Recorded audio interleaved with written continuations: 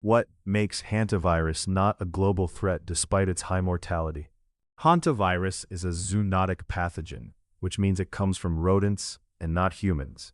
Mice excrete the virus in their secretions, and transmission to humans occurs primarily by inhalation of particles in the air. The main route of infection is not direct contact with rodents, but inhalation of dust that contains the virus. It can survive in the environment for up to 10 days, which increases the risk in rural and closed areas. Unlike other viruses, hantavirus is not transmitted from person to person, except in the case of the Andes virus. This specific strain is the only one that has shown transmission between humans, but it is a rare event.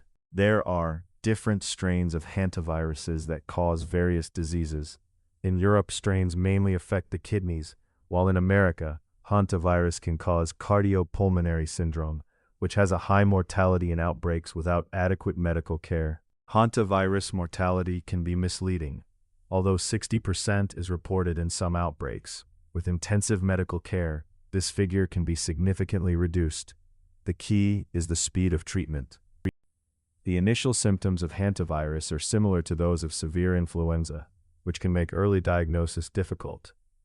Without a warning signal, the disease can progress rapidly to acute respiratory failure. Despite advances in research, there is no vaccine available for hantavirus outside East Asia.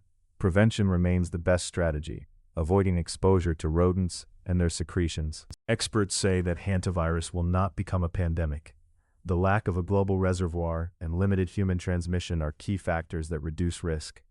Climate change could expand the range of rodents carrying hantavirus, which deserves attention.